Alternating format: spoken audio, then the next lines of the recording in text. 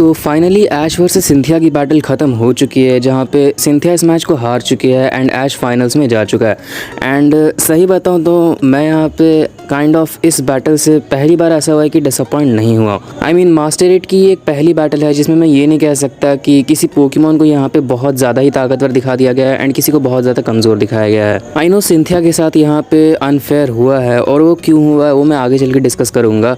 लेकिन हाँ ओवरऑल पता नहीं मुझे ये बैटल क्यों मास्टर 8 के अभी तक की किसी बैटल से ज़्यादा पसंद आई है, क्योंकि इसमें दोनों ही पोकेमॉन का स्ट्रगल काफ़ी अच्छे से दिखाया गया है और अंत में लुकारियो एंड गार्चॉम्प का हाथ मिलाना ये सीन भी काफ़ी अच्छा था। तो अगर पूरी बैटल की बात करें तो सबसे पहले यहाँ पे सिंथिया यूज़ करती है टोगेकिस को उसके जी मैक्स फॉर्म में, जहाँ पर टोगेकिस मैक्स स्ट्रीम का इस्तेमाल करती है और वहीं यहाँ पे लुकारियो ऑरा स्फीयर के साथ जाता है। पहला ऑरा स्फीयर मिस होता है, उसके बाद लुकारियो दोबारा से यहाँ पर जाता है बुलेट पंच के लिए, जिसमें इस बार वो एक डायरेक्ट हिट स्कोर कर लेता है मैक्स स्ट्रीम को डॉज करते हुए। और उसके बाद यहाँ पे ऑरा स्फीयर और मैक्स स्ट्रीम की दोबारा से एक और बार टक्कर होती है, जिसमें इस बार यहाँ पे लुकारियो अपनी ऑरा पावर के कारण मैक्स स्ट्रीम को ओवर पावर कर देता है एंड एक ऑरा स्फीयर हिट कर देता है। बट सरप्राइजिंगली यहाँ पे टोगेकिस इस अटैक को सह जाती है एंड या वो अपने नॉर्मल फॉर्म में आने के बाद नहीं हारती है। उसके बाद यहाँ पे दोनों में फिर से बैटल चालू हो जाती है, जहाँ पर इस बार लग रहा था कि ये बैटल थोड़ी रियलिस्टिक है, क्योंकि यहाँ पे ऐसा नहीं लग रहा था कि ये मैच बस अटैक एंड ड्यूरेबिलिटी के ऊपर ही बेस्ड है। यहाँ पे कुछ strategies and speed and reflexes भी यूज़ हो रहे थे। अब मुझे ये नहीं पता है कि इस सीन में यहाँ पे टोगेकिस कौन सा अटैक कर रही थी, लेकिन जो भी अटैक कर रही थी लुकारियो से ऑरा स्फीयर से तो नहीं रोक पाया, लेकिन बाद में बुलेट पंच से वो उसके अटैक को ओवर पावर करके टोगेकिस को नॉकआउट कर देता है। एंड उसके बाद सिंथिया फाइनली अपने एस पोकेमॉन गार्चॉम्प को भेजती है, जो कि आज तक अनडिफीटेड था और आज तक एक भी मैच नहीं हारा था। अब जैसे ही गार्चॉम्प बैटल में आता है तो हमें उसका फ्लैशबैक भी थोड़ा दिखाया जाता है, तो मुझे लगा था कि यहाँ पे ये काफ़ी इंटेंस बैटल होगी, जो कि आगे चल के पोकेमॉन कंपनी ने काइंड ऑफ बनाने की कोशिश भी की, लेकिन हाँ उस लेवल की नहीं बन पाई। आई मीन जितना मैंने एक्सपेक्ट किया था मेरे एक्सपेक्टेशंस के हिसाब से तो ना भाई उतना ज़्यादा नहीं हुआ, क्योंकि अगर तुम बैटल को सही से देखो ना तो यहाँ पे बैटल बस कुछ अटैक्स में ही ख़त्म हो गई थी। लाइक गार्चॉम्प का पहले स्केल शॉट इस्तेमाल करना एंड लुकारियो का यहाँ पे bullet punches and aura sphere से काउंटर करना। उसके बाद यहाँ पे लुकारियो एंड गार्चॉम्प एक फियर स्ट्रगल में जुड़ जाते हैं, जहाँ पे गार्चॉम्प लगातार उस पर ड्रैगन क्लॉ हिट किए जा रहा है और वहीं लुकारियो यहाँ पे बुलेट पंचेस मारे जा रहा है। उसके बाद एक दूसरे काफ़ी सारे अटैक्स खाने के बाद जब दोनों बहुत ज़्यादा घायल हो जाते हैं तो गार्चॉम्प एक फाइनल ब्लो के लिए आगे बढ़ता है और वहीं लुकारियो भी अपनी पूरी ताकत से शायद से यहाँ पे पावर अप पंच अटैक करता है एंड इन दोनों का अटैक एक दूसरे को लगता है एंड या यहीं पे गार्चॉम्प इस मैच को हार जाता है, जहाँ लुकारियो इस मैच को जीत जाता है। अब यहाँ पर ये बाकी मास्टर 8 की बैटल से मुझे ज़्यादा अच्छी इसलिए लगी थी क्योंकि इसमें यहाँ पे स्ट्रैटेजीज़ यूज़ हुई हैं, प्लस यहाँ पे ये मैच सिर्फ अटैक एंड ड्यूरेबिलिटी बेस्ड नहीं था, प्लस यहाँ पे दोनों स्ट्रगल भी कर रहे थे जीतने के लिए। इस बैटल को देख के तुम ये नहीं कह सकते हो कि सामने वाला काफ़ी आसानी से जीत गया एंड उसे एक बहुत ओवरवेलमिंग विक्ट्री मिली है। सो हाँ, इसीलिए मुझे ये बैटल बाकी बैटल्स के मुकाबले ज़्यादा अच्छी लगी है। लेकिन अगर मैं इसके एक लूप होल की बात करूँ तो यहाँ पे सिंथिया के साथ आई थिंक मैच में अनफेयर हुआ है, क्योंकि भाई ये साफ साफ दिख जाएगा कि यहाँ पे अगर प्लॉट आर्मर से नहीं तो यहाँ पर सिंथिया को प्लानिंग से हराया गया है। लाइक यहाँ पर ऐसा तो नहीं था कि रेहान वाले मैच की तरह हुआ था कि यहाँ पर लुकारियो अपना जाइंट ऑरा स्फीयर बना रहा है एंड टोगेकिस कुछ भी नहीं कर रही। यहाँ पर टोगेकिस भी अटैक कर रही थी, लेकिन लुकारियो यहाँ पे उसके अटैक को रोकने के साथ ही साथ अपनी ऑरा पावर यूज़ कर रहा था। तो हाँ, यहाँ पे प्लॉट आर्मर उतना नहीं यूज़ हुआ है कि लुकारियो को बिल्कुल ही ओवर पावर दिखाया जा रहा है और बाकी ही पोकेमॉन से कमज़ोर दिखाया जा रहा है। लेकिन हाँ, यहाँ पे प्लॉट आर्मर तो नहीं पर यहाँ पे प्लानिंग ज़रूर यूज़ हुई है, क्योंकि लिटरली भाई टोगेकिस को जी मैक्स फॉर्म में भेजना सिंथिया की सबसे बड़ी गलती साबित हो गई,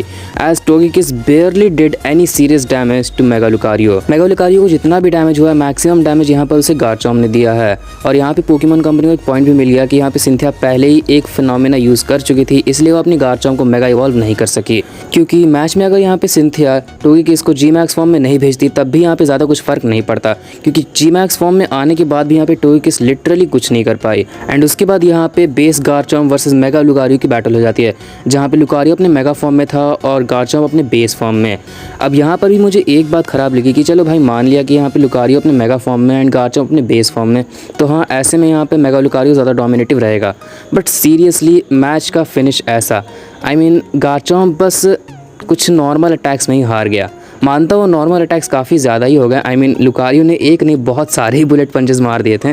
लेकिन सीरियसली भाई सिर्फ bullet punches and power up punch, Lucario के powerful attacks like steel beam या फिर ऑरा स्फेयर, ऐसा हमें कुछ देखने को नहीं मिला। अंत में यहाँ पे सिंथिया गार्चॉम्प सिर्फ bullet punches and power up punch से ही हार गया। एंड या नॉट टू फॉरगेट, सिंथिया सबसे पॉपुलर चैंपियंस में से एक है जो कि यहाँ पे मैक्सिमम पोकेमॉन फैंस की फेवरेट थी। एंड उसे गार्चॉम्प ने पोकेमॉन फैंस के दिल में ऐसी जगह बनाई थी कि मैं कुछ कह नहीं सकता था। सारे चैंपियंस के एस पोकेमॉन में अगर किसी एक एस पोकेमॉन को चुनने की बात आती तो मैक्सिमम पोकेमॉन फैंस यहाँ पे सिंथिया गार्चॉम्प को चुनते हैं। एंड उसकी बैक स्टोरी के बाद यहाँ पे वो फैंस के साथ काफी ज्यादा कनेक्ट भी हो गया था। पर सीरियसली इस लेजेंड गार्चॉम्प को एक ऐसा एंड मिला, मैंने ये एक्सपेक्ट नहीं किया था। इवन स्टीवन के मेगा मेटाक रॉस को भी 10 मिलियन वोल्ट थंडरबोल्ट के बाद हराया गया था। डैंथाई गार्डिवोर को भी यहाँ पर जी मैक्स वाइल्ड फायर से हराया गया। लैंस के ड्रैगनाइट को भी यहाँ पे मून ब्लास्ट जैसे अटैक से हराया गया था। अब मेरे कहने का ये मतलब नहीं कि सिंथिया का बेस गार्चॉम्प यहाँ पे डैंथाई में गार्डिवोर या फिर स्टीवन के मेगा मेटाक रॉस से ज्यादा ताकतवर है, बट वो सारे पोकेमॉन फैंस के बीच किसी भी चैंपियन के एस पोकेमॉन के मुकाबले सबसे ज्यादा पॉपुलर था। लेकिन इसे जो एंड मिला है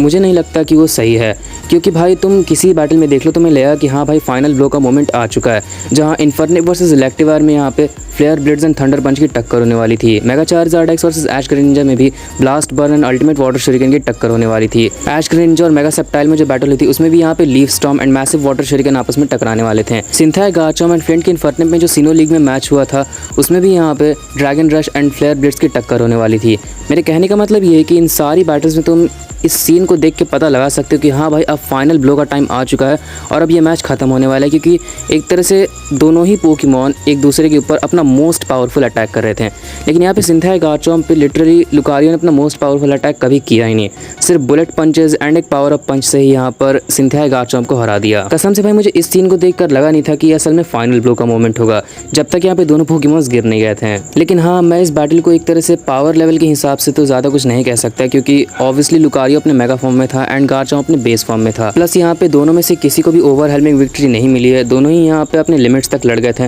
दोनों ही नहीं काफ़ी स्ट्रगल किया है। स्ट्रैटेजीज भी यूज़ हुई हैं इस मैच में, स्पीड एंड रिफ्लेक्सेस भी यूज़ हुई हैं, इसमें लगभग वो सारी चीज़ें यूज़ हुई हैं जो कि पहले के बैटल्स में हमें देखने को मिलती थी back in the time when Ash Greninja and Mega Charizard X fought. तो हाँ, ऐसे में देखा जाए तो मैं इस बैटल को उतना कुछ नहीं कह सकता, क्योंकि ऑन एवरेज ये बैटल काफ़ी अच्छी थी, इसकी पेसिंग भी काफ़ी अच्छी थी। लेकिन जिस तरह का एंड सिंथिया गार्चॉम्प को मिला है आई डोंट थिंक ये सही है, क्योंकि जिस हिसाब से पोकेमॉन कंपनी से बिल्ड कर रही थी as a legend Pokemon fans के बीच, उस हिसाब से अगर एक रियल फाइनल ब्लो के साथ इस मैच को ख़त्म किया जाता तो आई गेस ये ज़्यादा बेटर होता। लेकिन जिस हिसाब से इस मैच को ख़त्म किया गया बस नॉर्मल अटैक्स के ही ऊपर, आई डोंट थिंक ये उतना ज़्यादा सही रहा है। It's kind of mega Charizard x ने यहाँ पे एश ग्रेनिंजा को बहुत सारे ड्रैगन क्लॉ मार दिए और उसके बाद एक थंडर पंच मार के इस मैच को जीत लिया बिना ब्लास्ट बर्न के। या फिर इन्फर्निक ने इलेक्टिवायर को इतने मार्क पंच मार दिए कि अंतिम में वो उठ ही नहीं सका, ना उसकी ब्लेज ऑन हुई, ना उसने यहाँ पे फ्लेयर ब्लेड्स यूज़ किया, कोई फाइनल ब्लो जैसा मोमेंट नहीं आया। तो हाँ, ऐसे में अगर एक लॉजिकल फाइट भी दिखाओगे जहाँ पर ऐसा लगेगा कि सामने वाले को बहुत ज़्यादा ओवर पावर नहीं दिखाया गया, सामने वाले ने बहुत सारे अटैक्स मार दिए थे,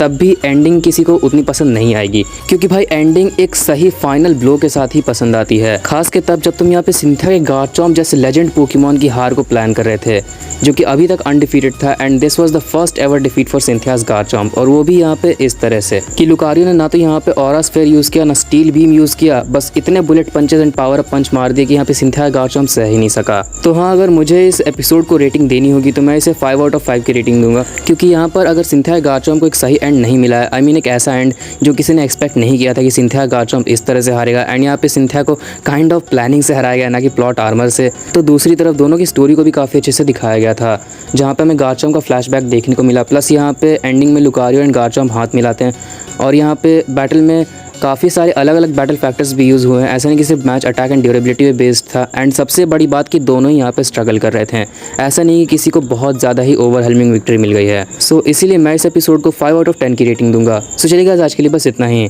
अगर आपको वीडियो पसंद आई हो तो प्लीज़ लाइक कर देना, एंड चैनल पर नए तो प्लीज़ सब्सक्राइब भी कर लेना ऐसे अमेजिंग वीडियोज़ देखने के लिए, एंड या अपनी व्यूज़ भी कमेंट सेक्शन में शेयर कीजिए। And finally thanks for watching.